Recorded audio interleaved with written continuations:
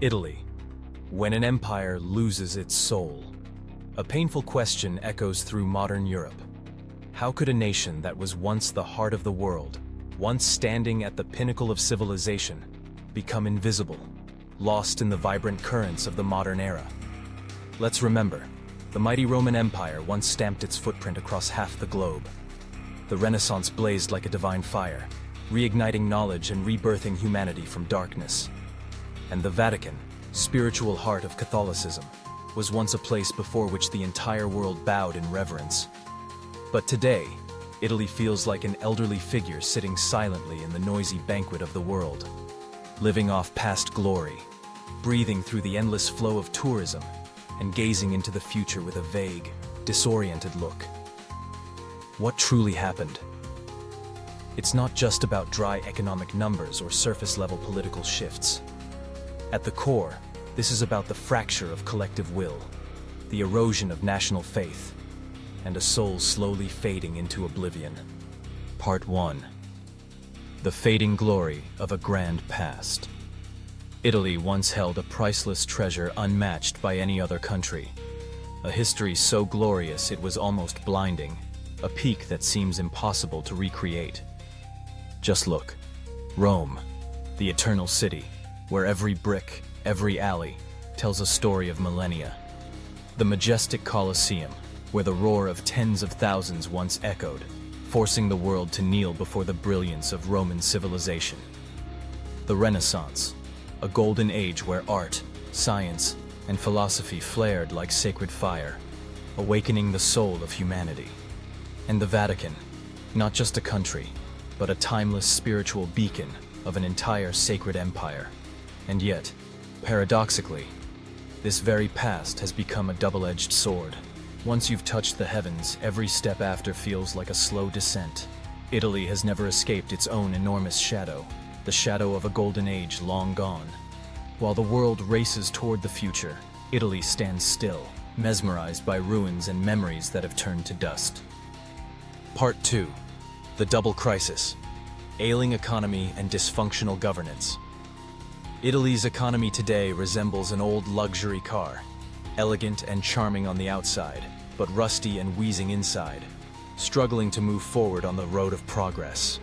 The harsh reality: growth has been virtually zero for the past 2 decades, a dangerous stagnation. Youth unemployment is at a crisis point, 24% nationwide, and over 40% in parts of the South, trapping an entire generation in hopelessness. A banking system that is outdated and lacks the agility to adapt to modern innovation. And a crushing public debt, over 140% of GDP, hanging over the country like a ticking time bomb. And politically, Italy changes governments faster than it changes clothes. Over 70 governments since 1945, no policy lasts long enough to take root, let alone bear fruit. Politics in Italy has become a reckless power game, where leaders come and go like shadows, vanishing before they can act. And the result? Italians have grown disillusioned with elections. Not because they don't care, but because they've lost faith in a system that no longer feels like theirs, no longer speaks for them. Part 3. Crisis of faith and collective soul. This is the most heartbreaking part of Italy's story. Italy has lost faith in itself, a chronic illness from within. A people who once rewrote human history now live mostly off tourism, selling tickets to the relics of their ancestors. A nation once at the pinnacle of art now survives by showcasing the works of its past. Even religious faith, once the spiritual foundation of Italian identity, is crumbling. Once a devoutly Catholic people, now 80% of young Italians no longer go to church. Not because they've lost God, but because the church no longer speaks to the spirit of this age.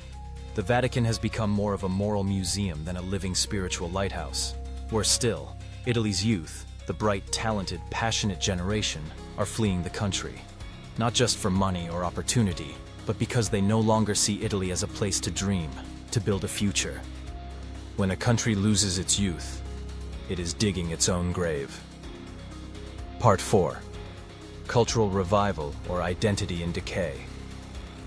Italians still carry a unique sense of beauty, still walk with pride. But it's a pride chained to the past. a glorious but silent past. While France keeps redefining the values of its republic to meet the times, while Germany charges into the Fourth Industrial Revolution, while Sweden leads in AI and education, Italy is still spinning in the cycle of heritage preservation. Preserving history is not wrong, but a nation cannot survive by selling museum tickets, cannot build the future on ruins of former greatness.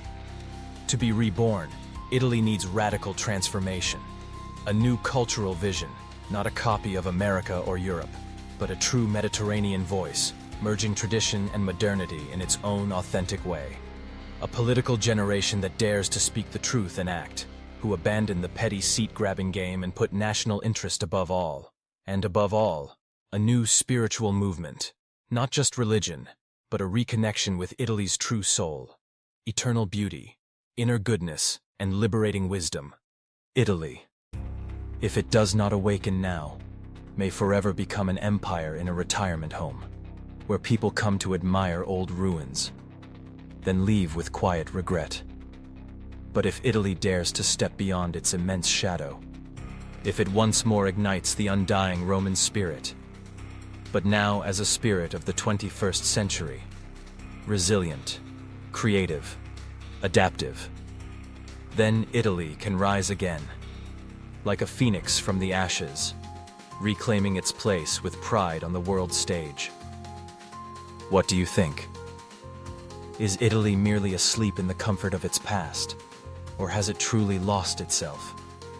If this video stirred something within you, like to spread this message and invite others to reflect on the fate of a great nation. Subscribe for more bold, insightful, and deeply human analyses. And don't hesitate to comment. What does Italy need to come alive again? Let's share our ideas, and together, rekindle the flame in the heart of Italy.